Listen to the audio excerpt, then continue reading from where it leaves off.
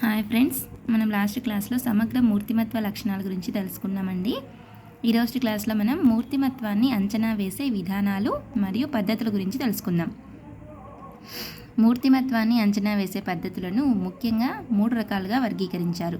అవి ఏవేవంటే వ్యక్తి ప్రధాన పద్ధతులు, విషయగత పద్ధతులు, ప్రక్షేపక పద్ధతులు. మూర్తిమత్వాన్ని అంచనా వేసే పద్ధతులు మనకి ఎన్ని రకాలండి? 3 రకాలన్నమాట. వ్యక్తి ప్రధాన పద్ధతులు, విషయగత పద్ధతులు, ప్రక్షేపక పద్ధతులు. ఓకే అండి, ఇందులో మొదటిది వ్యక్తి ప్రధాన పద్ధతులు అన్నమాట. వీటిలో ఏవే వస్తాయంటే వ్యక్తి అధ్యయన పద్ధతులు, తర్వాత పరిపృచ్ఛ, స్వీయ ప్రశ్నావళి, స్వీయ చరిత్ర ప్రశ్నావళి, తర్వాత పరిశీలన పద్ధతి, సంఘటన రచన పద్ధతి అన్నమాట. వ్యక్తి ప్రధాన పద్ధతులు అంటే వ్యక్తిని మాత్రమే కేంద్రీకృతం చేసుకొని ఉన్న పద్ధతులు అనమాట. అంటే వ్యక్తే ఇక్కడ ప్రధానంగా, ఒక మనిషి మాత్రమే ప్రధానంగా ఉంటాడు. ఆ మనిషిని మనం ఆధారంగా చేసుకొని, అంటే పరిగణలోకి చేసుకొని ఈ పద్ధతుల్ని రూపొందించడం జరిగిందనమాట. అది వ్యక్తి అధ్యయన పద్ధతి, పరిపృచ్ఛ పద్ధతి, స్వీయ చరిత్ర ప్రశ్నావళి, పరిశీలన, సంఘటన రచన పద్ధతి అన్నమాట. నెక్స్ట్ విషయగత పద్ధతులు. ఇందులో మూర్తిమత్వ శోధికలు, నిర్ధారణ మాపనులు, శోధనా సూచికలు, జీవిత చరిత్ర, తరువాత సంఘటన రచనా పద్ధతి, సాంఘిక మితి. ఇది విషయగత పద్ధతులు అంటే విషయాన్ని మాత్రమే మనం పరిగణలోకి తీసుకునే పద్ధతులు అన్నమాట, విషయగత పద్ధతులు. నెక్స్ట్ ప్రక్షేపక పద్ధతులు అంటే రోషాక్ శిరామరకల పరీక్ష, థిమాటిక్ అపర్సెప్షన్ పరీక్ష, చిల్డ్రన్ అపర్సెప్షన్ పరీక్ష, పద సంసర్గ పరీక్ష, వాక్య పూరణ పరీక్ష, మనోప్రక్షేపిక నాటిక మరియు క్రీడా పద్ధతి అన్నమాట. ఓకే అండి, ప్రక్షేపక పద్ధతుల్లో శిరామరకల పరీక్ష, థిమాటిక్ అపర్సెప్షన్ పరీక్ష, చిల్డ్రన్ అపర్సెప్షన్ పరీక్ష, పద సంసర్గ పరీక్ష. ప్రక్షేపక పద్ధతుల్లో రోషాక్ శిరామరకల పరీక్ష, థిమాటిక్ అపర్సెప్షన్ పరీక్ష, చిల్డ్రన్ అపర్సెప్షన్ పరీక్ష, పద సంసర్గ పరీక్ష, వాక్య పూరణ పరీక్ష, మనోప్రక్షేపక నాటిక, క్రీడా పద్ధతి అన్నమాట. ఈ పద్ధతులు వెరీ వెరీ ఇంపార్టెంట్ అండి. ఓకే, ఫస్ట్ మనం వ్యక్తి ప్రధాన పద్ధతుల గురించి తెలుసుకుందాం. ఈ వ్యక్తి ప్రధాన పద్ధతుల్లో మూర్తిమత్వ అంచనా వేసే వ్యక్తి నుంచి సమాచారాన్ని సేకరించడం జరుగుతుందన్నమాట. అంటే మూర్తిమత్వాన్ని ఎవరైతే అంచనా వేస్తున్నారో ఆ వ్యక్తి నుంచి మనం సమాచారాన్ని తెలుసుకుంటాం. అంటే ఎవరి గురించి మనం పర్సనాలిటీని చెక్ చేయాలి అనుకున్నామో, ఎవరి పర్సనాలిటీని మనం చెక్ చేయాలనుకుంటున్నామో ఆ వ్యక్తి నుంచి సమాచారాన్ని కూడా సేకరిస్తామన్నమాట. అది వ్యక్తి ప్రధాన పద్ధతులు. ఇందులో మొదటిది వ్యక్తి అధ్యయనం, వ్యక్తి చరిత్ర అనమాట. అదే మనం కేస్ స్టడీ అంటాం, ఆర్ కేస్ హిస్టరీ అని కూడా అంటామన్నమాట. ఒక వ్యక్తికి సంబంధించిన సమాచారం అనేక విధాలుగా అనేక అంశాలకు సంబంధించినది సేకరించి పూర్తి అవగాహన చేసుకొని అతని సమస్యలను గుర్తించి తగిన సలహాలు ఇవ్వడమే వ్యక్తి యొక్క అధ్యయనం అని చెప్పొచ్చు. ఒక వ్యక్తికి సంబంధించిన సమాచారం అంటే ఒక వ్యక్తి యొక్క మూర్తిమత్వాన్ని మనం అంచనా వేయాలనుకున్నాం. ఆ వ్యక్తి యొక్క మూర్తిమత్వాన్ని అంచనా వేయాలంటే ఆ వ్యక్తికి సంబంధించిన సమాచారం అన్ని రకాలుగా కూడా అన్ని అంశాలకి సంబంధించింది కూడా సేకరిస్తామన్నమాట. అంటే ఆ అంశాలకి సంబంధించిన సమాచారాన్ని సేకరించి వాటి గురించి అధ్యయనం చేసి అతని సమస్యలను గుర్తించి వాటికి తగిన సలహాలు ఇవ్వడమే వ్యక్తి యొక్క అధ్యయనం.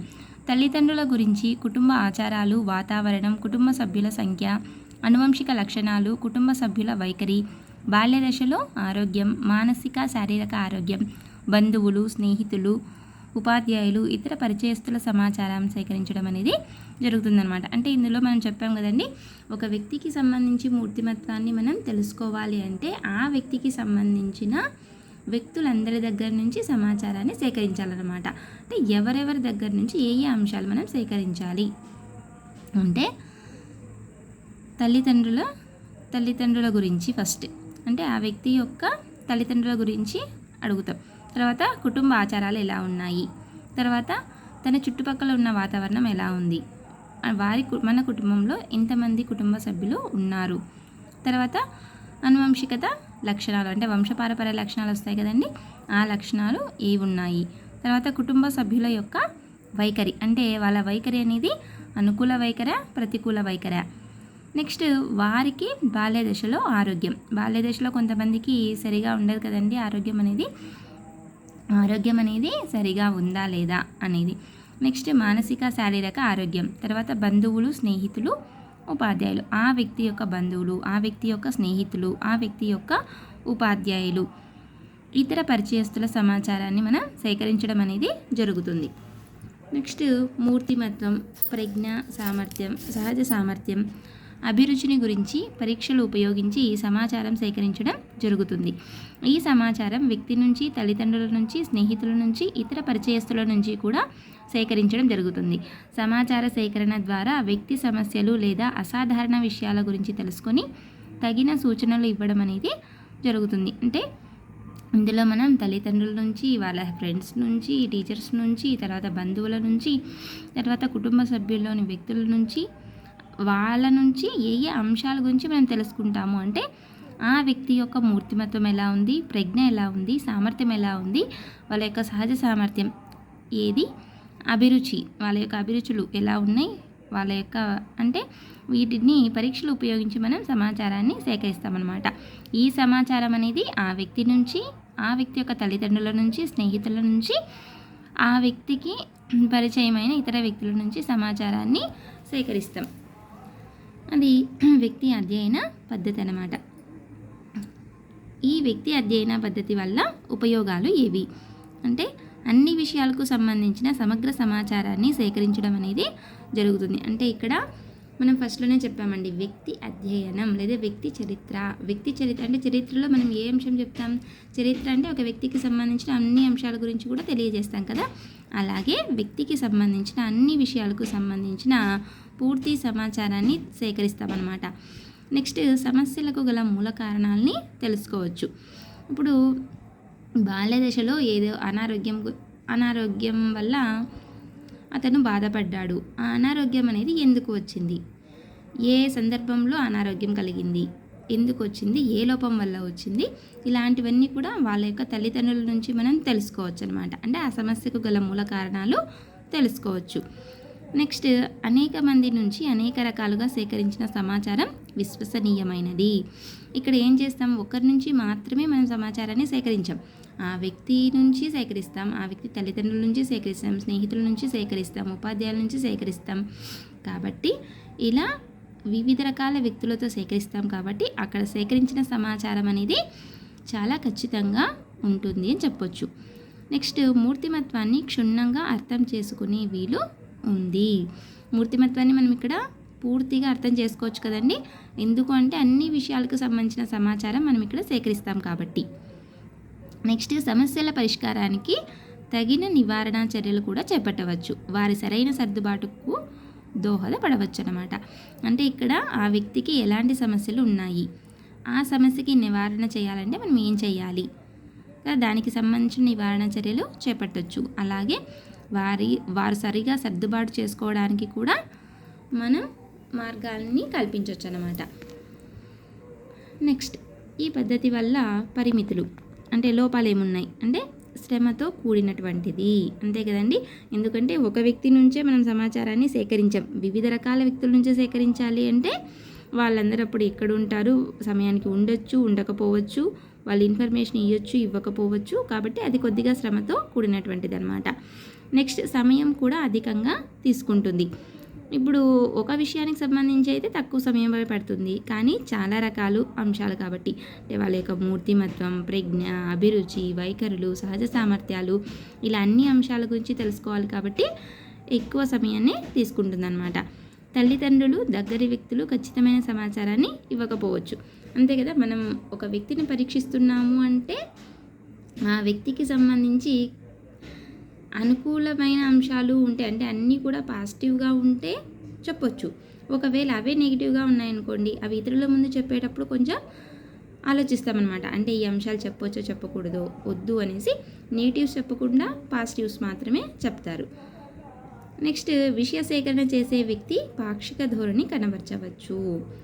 అంటే ఎవరైతే విషయ సేకరణ చేస్తామో మనమే కదండి, మనం విషయ సేకరణ చేసేటప్పుడు ఆ వ్యక్తి యొక్క పాక్షిక ధోరణిని మనం కనబరచవచ్చు. అంటే ఆ వ్యక్తి ఒకవేళ మనకి ఇష్టమైన వ్యక్తి అయితే తనలో నెగిటివ్స్ ఉన్నా కూడా పాజిటివ్గా చెప్పొచ్చు, లేదా తను మనకి ఇష్టం లేని వ్యక్తి అయితే ఆ వ్యక్తిలో పాజిటివ్స్ ఉన్నా నెగిటివ్గా చెప్పొచ్చు అనమాట. అంటే ఒకవైపే ఆలోచించే ధోరణి కూడా ఇక్కడ కనిపించవచ్చు. ఇది వ్యక్తి అధ్యయన పద్ధతి వల్ల ప్రయోజనాలు మరియు పరిమితులు. ఏ పద్ధతి అండి మనం చెప్పుకున్నది? వ్యక్తి అధ్యయనం లేదా వ్యక్తి చరిత్ర, పేరులోనే ఉంది కదండి. ఒకసారి బ్రీఫ్గా చెప్పుకుందాం. వ్యక్తి అధ్యయనం లేదా వ్యక్తి చరిత్ర అనమాట. అంటే ఒక వ్యక్తికి సంబంధించి వివిధ అంశాలను మనం పరిగణలోకి తీసుకోవడాన్ని, అధ్యయనం చేయడాన్ని వ్యక్తి అధ్యయన లేదా వ్యక్తి చరిత్ర పద్ధతి అని అంటారు. అంటే ఈ వ్యక్తి చరిత్ర అనేది ఎవరెవరి దగ్గర నుంచి చేస్తాము అంటే ఆ వ్యక్తి యొక్క కుటుంబ సభ్యుల నుంచి, బంధువుల దగ్గర నుంచి, తన యొక్క స్నేహితుల దగ్గర నుంచి, ఉపాధ్యాయుల దగ్గర నుంచి సేకరిస్తామన్నమాట. ఎలాంటి అంశాలను ఇక్కడ పరిగణలోకి తీసుకోవడం జరుగుతుంది అంటే వాళ్ళ యొక్క కుటుంబ ఆచారాలు, ఆ వ్యక్తి యొక్క ఆరోగ్యం, ఆ వ్యక్తి యొక్క బాల్యదశలో ఎలా ఉన్నాడు, ఆ వ్యక్తి యొక్క లక్షణాలు, వాళ్ళ యొక్క అభిరుచులు, వాళ్ళ యొక్క వైఖరులు, వారి యొక్క సహజ సామర్థ్యాలు అన్నమాట. ఈ అన్ని అంశాలలోనూ మనం వాళ్ళ యొక్క అంశాలని పరిగణలోకి తీసుకుంటాం. నెక్స్ట్ మూర్తిమత్వం, వ్యక్తి యొక్క మూర్తిమత్వం ఎలా ఉంది అది పేరెంట్స్తో తెలుసుకొని మనం కనుక్కుంటాం అన్నమాట. సామర్థ్యం ఎలా ఉంది, సహజ సామర్థ్యం ఎలా ఉంది అంటే సహజ సామర్థ్యం వాళ్ళు చదువు బాగా చదవగలడా, లేదంటే ఆటల మీద లేదా పాటల మీద లేదా డ్యాన్స్ మీద ఏమైనా ఇంట్రెస్ట్ ఉందా, అది సామర్థ్యం అనేది సహజ సామర్థ్యం మీద ఆధారపడి ఉంటుందన్నమాట. నెక్స్ట్ ఈ సమాచారం వ్యక్తుల నుంచి, తల్లిదండ్రుల నుంచి, లేదా స్నేహితుల దగ్గర నుంచి, లేదా ఇతర పరిచయస్తుల దగ్గర నుంచి సేకరించడం అనేది జరుగుతుంది. ఈ ఉపయోగాలు ఏమన్నా అన్ని విషయాలకి సంబంధించి సమగ్ర సమాచారం తెలుసుకుంటాం కదండి. అవును.